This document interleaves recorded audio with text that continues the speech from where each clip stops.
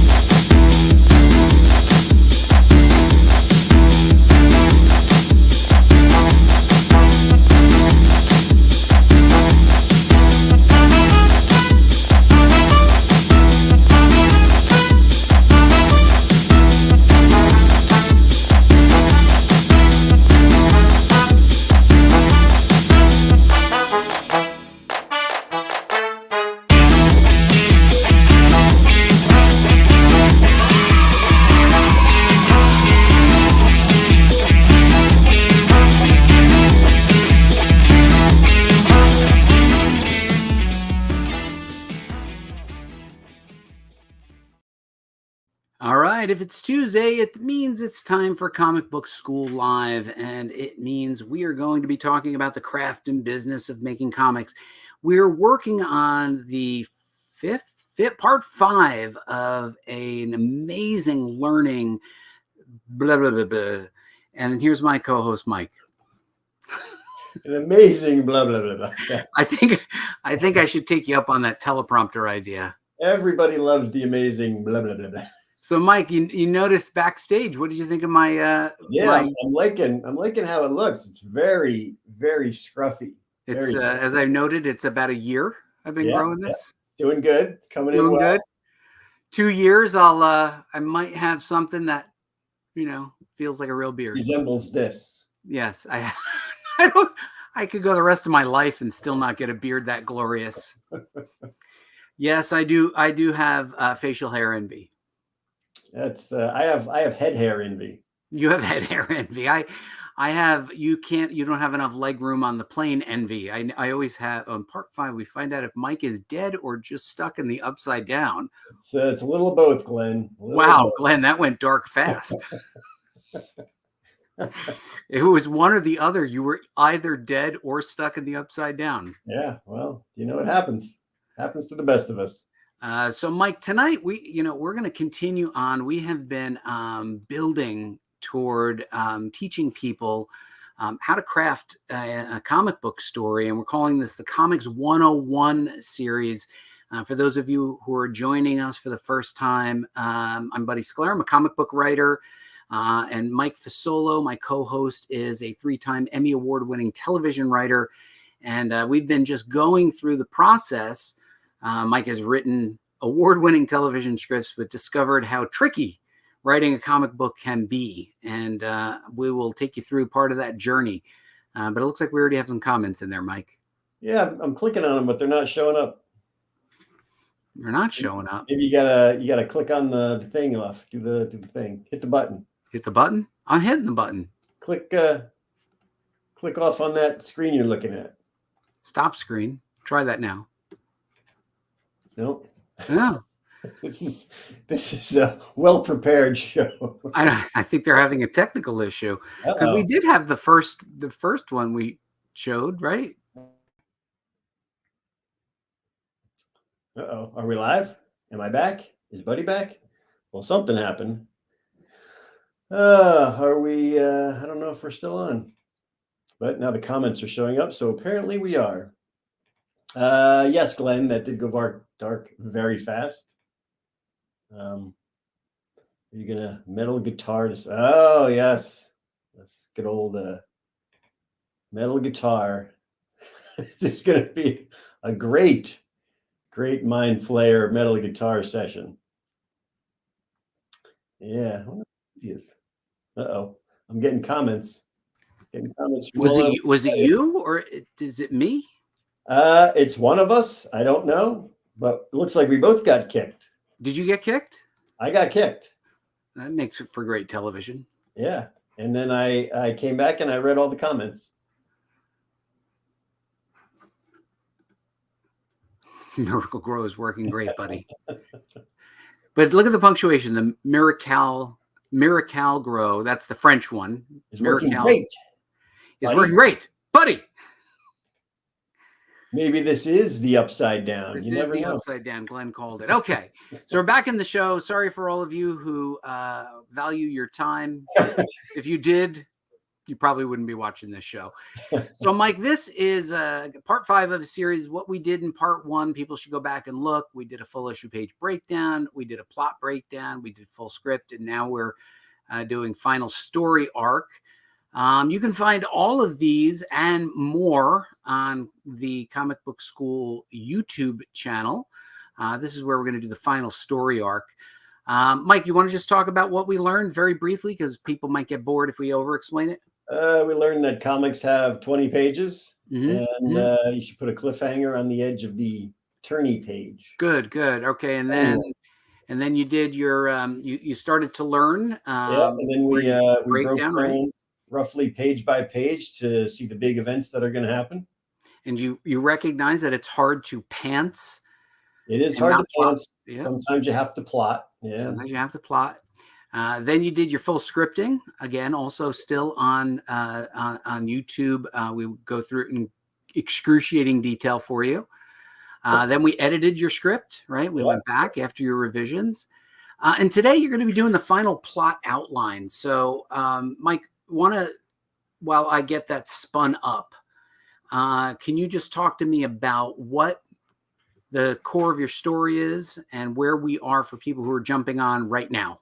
Okay. What I did was I thought up a Batman story of him traveling through time and different realities to come out in some reality where his parents aren't dead. And he has a choice whether to, well, he's going to have a choice of what to do. All right. So in this Elseworld style story, you ended issue number 1 with a wonderful cliffhanger where Bruce has been thrown into a different dimension and knocks on the door to his childhood home. His father and mother are still alive. Alfred opens the door and we have the shocker. Now that leaves you with a lot of work to do. You've literally painted yourself into a corner, which is what every good writer should do. Like no, I'm serious, man. Write a story where you're like, I don't even know how I'm going to get out of this. That's a good story. So talk to me about what you've done here in the next 2 issues, because as your editor, I've given you 3 issues to work with. What's next? Okay, now the next, I don't know if you're going to enjoy this because it's not a whole lot of crazy action, but this is essentially Bruce getting a chance to get to know his parents. All right, wait, just don't tell me the theme. Tell me what happened. Just tell me what happens. You already got a heart. Hi, Mariam. Nice to see you. My heart thing stopped working. I don't know why. Okay, so issue 1, you set up, he gets thrown back into a different dimension time, gets to see his parents again. What happens in 2 and 3? Just verbally tell me. He gets together with his parents. He learns about them. He tells his father, finally he reveals to his father what happened. And he's like, I'm your son, and this is what's going to happen. You're going to get killed in Crime Alley. Bruce is going to have to grow up and become Batman.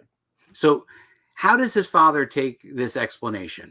His father doesn't take it very well because he basically is like, you want, to become Batman. If this is your timeline, I have to kind of keep you alive, which means I have to die. My wife has to die and my kid has to grow up in a horrible childhood. Wait, so how much convincing does it take to say, like, I'm from the future? It's going to take a little while. Bruce is going to have to reveal things about the Waynes that only the Waynes would know. And is there any like sort of tidbits there that are titillating? I could probably do some research on the Waynes and certain things that are in the house or in the background. Just say the word titillating. Titillating. So now he convinces them. Is this issue 2 or? This is in issue 2, and the I guess the big cliffhanger in issue 2 will be that Thomas Wayne is like, I'm not doing any of this. I don't agree with that. I'm not going to put my life on the line. I'm not going to put my wife's life on the line. So no, I'm not gonna. But life on the line is just don't go see Zorro. Don't go see Zorro. Don't go to Crime Alley. I'm not gonna leave the But house. why would he have any opposition to that? He's like, what's his opposition go to? Well, let's just skip this one movie.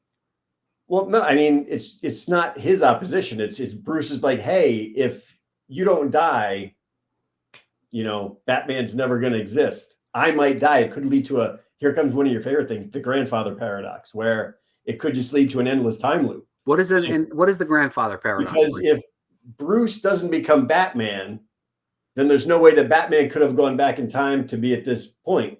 So it just becomes an endless loop where he can't go back in time, but he does go back in time. It's a grandfather paradox. Anyone I've never heard of the grandfather clause. Is that a real thing, or did you just make that up? You hate time travel. But did you just make that up? That is a very a big thing in time travel. All right. See, what are the comments saying? It was Bruce's childhood that bad. Yeah, he lost his folks, but he was rich. That's true. That is true. We toast to that. Bruce becomes frat bros with Lex. That is possible. He could do that. Okay, so issue 3. What are you going to do with issue 3? Now, issue 3. If you pull up the story, you'll see that I have a bunch of possible endings. I didn't really know which one to pick because I kind of liked all of them. All right, give me some love here. I'm gonna. What's Philip Burnett saying? Grandfather paradox: when you go back in time to kill your own grandfather, hence preventing your parents from being born. Yeah. See, Philip knows stuff. Philip's really smart. He is. I asked Philip if he wants to come on the show, and he said no. That's how smart he is. He's still not convinced. He needs a little more convincing. He goes, as long as it's not just about me. And I said, no, it won't be. But now everybody's I'm known to lie. It was solved by Futurama. I did not know that. I'll have to go back and watch that one. Not a lot of times you could type that sentence in the world. Apparent. All right. So, and he's like fascinating. We get there eventually. Okay. So this is it. Okay. So yeah, if you scroll up or down or whatever way. Yeah, I'll scroll to the direction. Go ahead. Yeah. So this is issue 2 where he's. He also finds out that there's no superheroes in this world. There's no Superman, no Batman. So he would be the only superhero. And Gotham is still a cesspool and it's going downhill. So Gotham's not going to get any better. But I'm sorry, that was not like a theatrical yawn. I'm sure. I know that this doesn't excite you, bud, because it's time travel. That wasn't a theater yawn. That was like I legitimately was yawning. Okay. So, but if there's no Batman, does Gotham just continue to decline? Gotham would continue to decline, and it would just be, a cesspool of terribleness.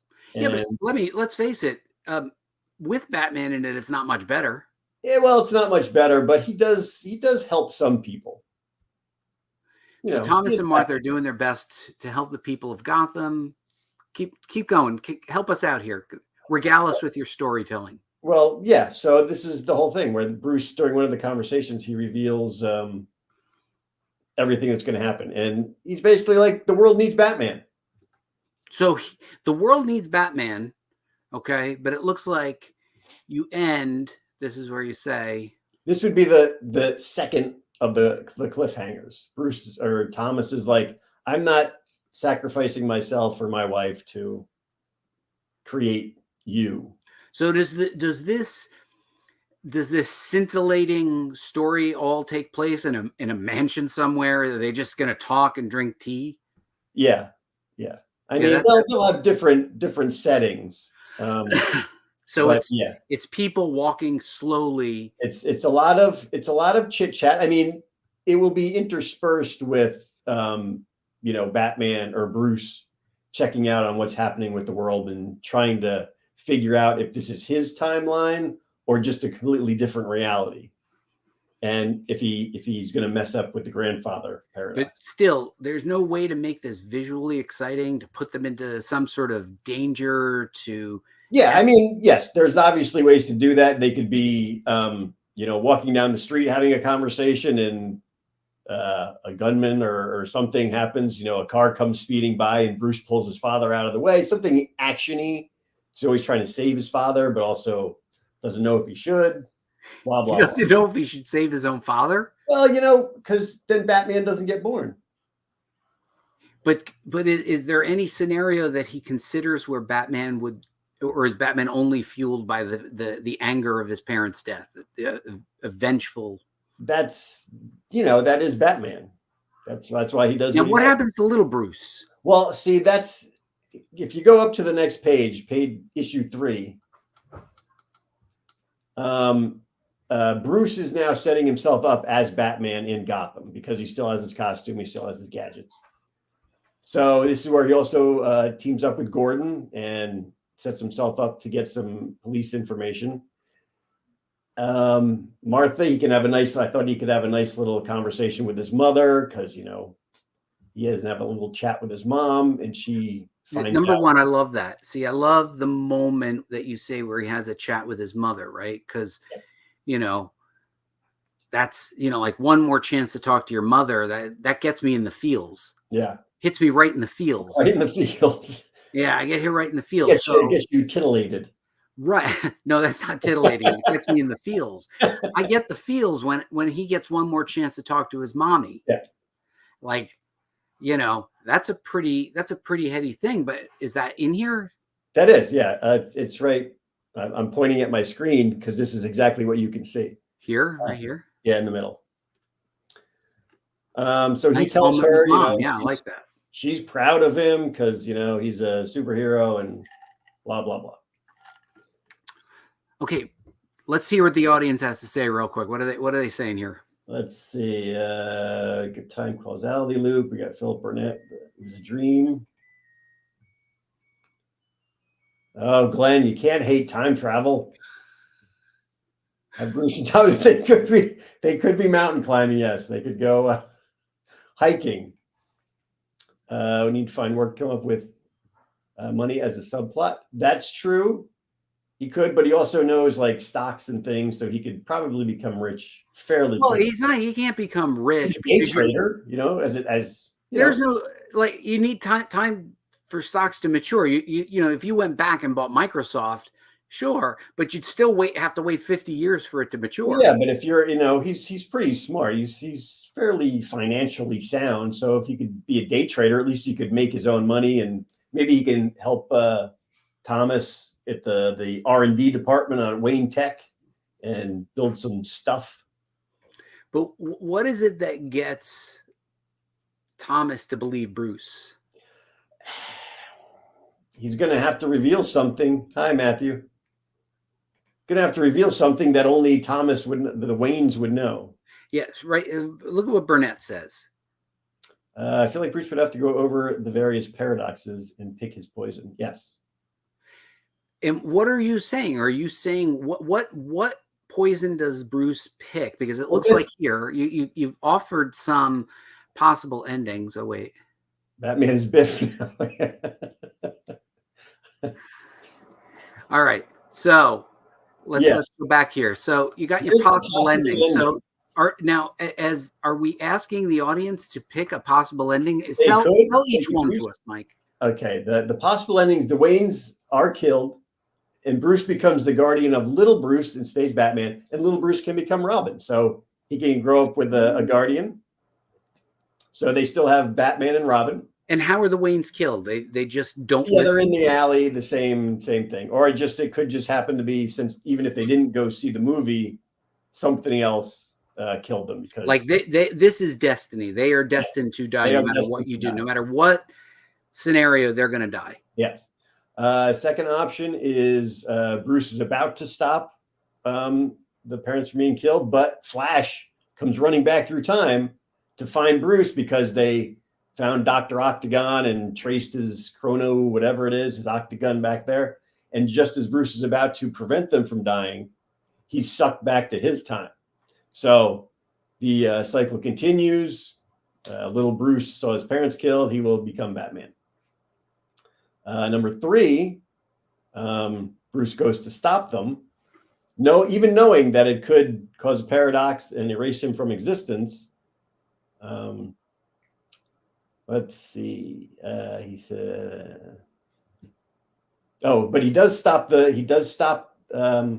the Waynes from getting killed, and then he just stays in that reality, and he becomes Batman or stays Batman. And again, we can have little Bruce become Robin, or just be like, oh, Batman. All right, so I have a favorite out of these, but I think we have There's some also a comments, fourth including Redheaded Ed threw one in there real There's quick. another one. Yeah, Redheaded Ed threw a nice one and pull that one up for us. Where's Redheaded? Batman's Biff now. Or Batman kills his own parents and doesn't, and then they get them understand accidentally. He becomes his own villain or just, hey, that's a possibility. Or accidentally, maybe just accidentally causes their death. That's a tough one, but it is possible. I mean, if he's kind of a douche, he could become his own. I've never heard Batman described as a douche. Well, he usually isn't, but if he had to be, he needs a second time travel to make the work best. Yes, but if you go back to the thing, there's a fourth option, which I think was. Hold on, stand by. Stand by. So right now, I'm gonna. Oh, there is a. Oh, yeah, I know. That's a 4A. 4-1, yeah. Because what you got, you ran out of integers. You were like, I got to go now to subs. Go ahead. Well, because it all ties into number 4. Little Bruce, the Waynes are killed. Little Bruce becomes Batman. Or, in that one, Thomas Wayne believes that there has to be a Batman. He eventually comes to realize that Gotham needs someone to save it. So they, he invites Bruce over. They drug Bruce up. They tie him up. They leave him in the manor. And the Waynes go to that movie that night. And Bruce can show up just at the last minute to save his parents, but he can't. And therefore, then he becomes little Bruce's guardian. And again, he can become Batman and Robin. All right. And then, is that 4? That's not 4A. That's 4A. All right. So, to me, I would play it for humor. I would have them tie Bruce up in the basement. They go out, they get killed. Little Bruce becomes Big Bruce. And then we flash back to the forward and we find a skeleton of Bruce Wayne who went back in time to save this. And yeah. Okay. So okay. It looks like people are voting already. Number 2, mainly because Flash has some similarities, losing his mom, wanting to alter the death of his mom. That's true. Yeah, that has a really nice twist to it. I agree with Maryam. I am favoring 3, but let's hear it out. It looks like Gatil is also saying Thomas Wayne becomes Batman. Thomas Wayne becomes Batman. Okay, that's interesting. That was in actually the Flash Paradox one. Thomas Wayne was Batman because in that one Bruce and Martha were killed, and Thomas Wayne becomes Batman. So I kind of like 3. I think I believe that he would stop Joe Chill. He knows it's going to cause a paradox, and maybe he'll cease to exist. But he wants his parents to live and for little Bruce to grow up. He saves the Waynes. He doesn't get erased or pulled back through time. I'm not sure. He stays in that Gotham as its dark night, or could have little Bruce see him in the shadow, the total look of awe on his face. But then you had said you could even mix it in and he becomes the first Robin, little Bruce. I kind of think that's clever. Right there, like a melding. I like that one, and it is more. I mean, this would obviously just have to be in Elseworlds where it just kind of ends. It doesn't like, oh, Batman has to go back to his own time. It's just he stays there and becomes Gotham's protector. So Nick Rufus says, missed the start, but like this last one. I guess he didn't like the previous episode. He didn't like the previous 4 episodes. He's like, the last 4, I could have done with that. I showed up for this 5th one just in case you guys got any better. And we did. We got just marginally better. All right. Marginally. And did we look at this time? His family's intact. So I do believe that Batman would stop Joe Chill. I think in the end he would. Yes, he would. I think it goes to his character. I think he would stop Joe Chill. And I think the hardest thing, and we see this all the time, is not just time travel. It's so hard to know how to end these things because once you start that writing process, you have a pretty clear idea. Then you're like, oh, wait a minute. this could be better. Yeah, that was all my options. So if you had to choose now, Mike, based on the audience feedback, what would your final be? Like, how would you wrap this up? You got some great feedback from the studio audience. My final would be number 3, where he stops the killing. He stops the Waynes from dying. He stays on as Batman, and he's just like the Dark Knight, but Bruce still grows up with his parents. Still grows up. So we kind of pitch him back into so Batman was 1939, I think. So he's sort of fighting crime in the 40s, and then little Bruce is the protege, not Robin. What happens to Robin then? Well, I don't know. There's quite a few Robins. But the original Robin.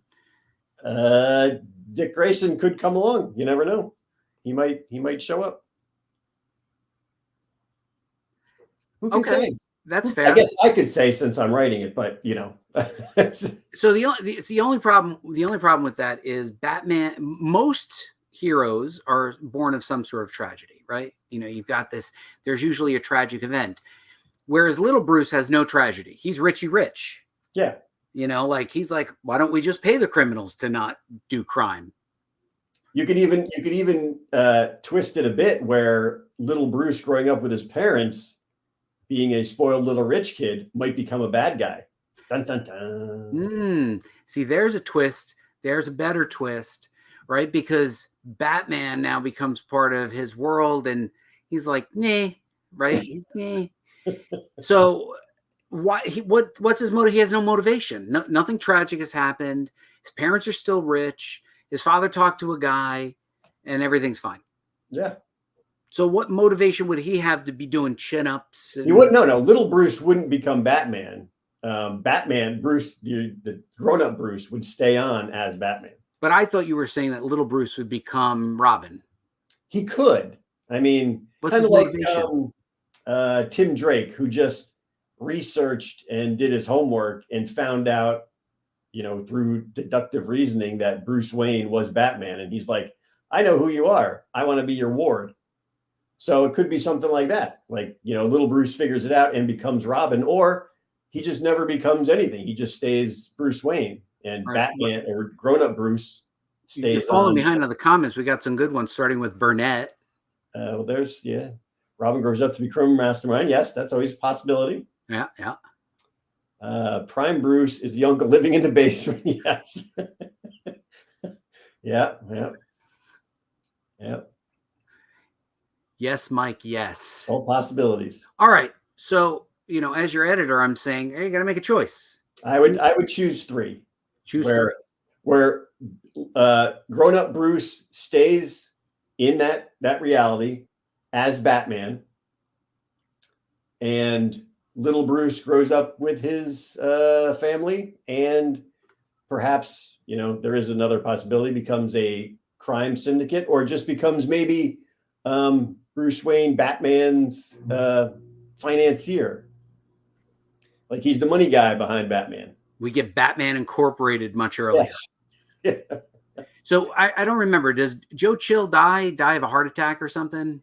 I don't know. I know that there's a mishmash of who actually killed his parents. I think Joe Chill is the one everybody knows, but there's one that the Joker killed his parents. There's another one that just another random crime family killed his parents. There's a whole bunch of them. Okay. All right, Mike. We don't have much left in the episode. It'll be a shorter episode. Final thoughts. Tell me, what did you think of this process, and what did you learn from the complete process end to end, starting with the page blocking to the plotting to all the stuff? Well, I learned that you cannot always be a pantser. You do have to plot, which, makes me a little sad because I like just pantsing it. But, you gotta figure it out, especially with the page breakdowns. You have to know exactly where things are going and how to end it on a cliffhanger. And, you got to make sure that everything that you wanted to tell can fit in those 20 pages. But I do think that there was an element of pantsing. Once you started to write, you were like, I don't know. There is an element of it, but you still I still had to have the beginning laid out to know that the ending didn't work or I wanted to change it. So you still gotta. Now, is there any denouement with Dr. Octagon, or was he just gone? Like he was just we needed him. He was a MacGuffin. He just kind of started it all off. He was in there just to make it happen. He was the MacGuffin. Okay. So we didn't need him again. We're throwing out anything with the Flash. Yeah. Flash is gone. And Batman stays in this time. Batman stays there, and he can either hang out with little Bruce or just be Batman. That's not creepy at all.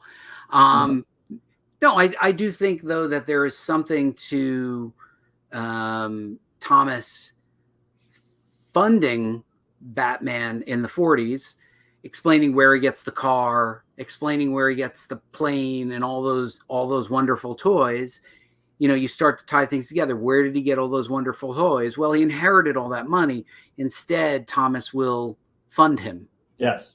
No. Anything Bruce, to do with Thomas and Bruce. What about Gordon? I think you had Gordon in here. Gordon can still be on his way up to commissioner, and help Bruce in the police department. You could end it with a young scientist. What is Redheaded Ed saying here? To work on time savers and become Doc Oct. Doc Oct. Octagon. Okay, so well done, Mike. Hold on, let's spin up the applause for you. I think you were able to hold on.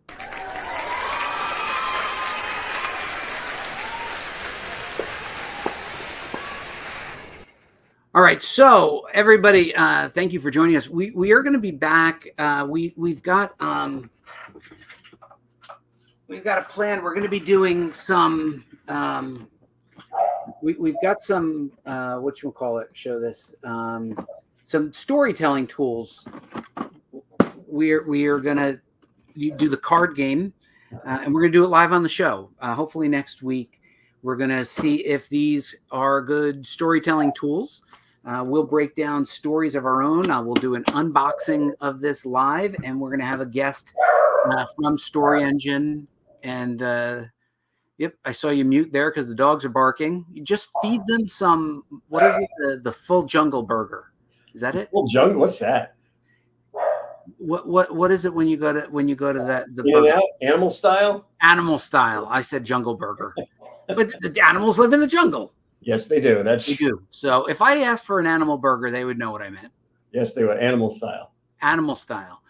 All right. So we're going to keep doing that. And then we're looking to other storytelling tools. And we thank all of you guys for coming out every week. Let's see what he's got. What kind of world we live in where a man dresses as a bat and steals all my press? What movie was that from? That was Batman, the first one. Was it? Yeah, that was Jack Nicholson said that. Matthew Creaky gave a good boy. Good boy. Thank you. Good boy. Thank you. They're not good dogs. Anyway, in about a week, like I said, we'll be looking at the Story Engine. Oh, there you go. You could actually see a reflection of my camera. Yeah. We'll be doing the Story Engine. We'll get some other storytelling tools, and we'll try them out so that you don't have to. Real quick, Mike, I do want to show something. I want to show people what we've been doing because we've been doing some fine stuff. Let me show this because people might not know this, but they need to. Okay. So Window, Chrome tab, Comic Book School. So Mike, thanks to all of you guys for joining us here. We now have 5,900 and something viewers, but what we started to do for you, and this is something that Mike has done for you, is started to clip the videos with one piece of advice. So if you go to the Comic Book School and you go to Shorts, Mike has been very generous. Brian, what's one piece of advice you wish you had received earlier in your career? I always say to questions like this, I always say, find your cohort. I'm very grateful for that cohort that I have now of people who are, trying to do the same things that I am, or sort of entering the industry at the same level that I was. Can you hear that, Mike? I can hear that. Yes. Yeah. And then Lisa Hawkins, she's the editor. What is one piece of advice you wish you had received early in your career? And Get to know people. And really, it's a very small industry. So the more people you get to know, the more likely the chance somebody will remember you and call you and say, hey, would you like a chance writing this story? what is one piece of advice you wish you had received? That's a good piece of advice. That is a good piece of advice. So, Mike, you've done a great job of snipping these things into little pieces. We encourage you to go to the Comic Book School YouTube channel. Yes. Right? Go watch, Go watch, right. like. So Comment. So we'll see you guys. Yeah, nice. See, you got a compliment there, Mike. Oh, thank you. Thanks, Redheaded Ed. Redheaded Ed doesn't throw the compliments out often. Well, actually, doesn't throw them out to me. I've been practicing. Hold on. Let's see. What's the thing I got to do here? All right, hold on. Stand by, Mike. Uh-oh. Doing the thing again. Doing Looking the thing. around the camera. All right, everybody. Thanks very much for joining us. Like, comment, subscribe, leave your comments, do all the stuff. Oh, Nick Rufa, thank you so much for giving us the worthwhile. Good night, everybody. We will see you next Tuesday. Make sure you tune in when we start to show you tools that you can use as a comic book creator. Good night.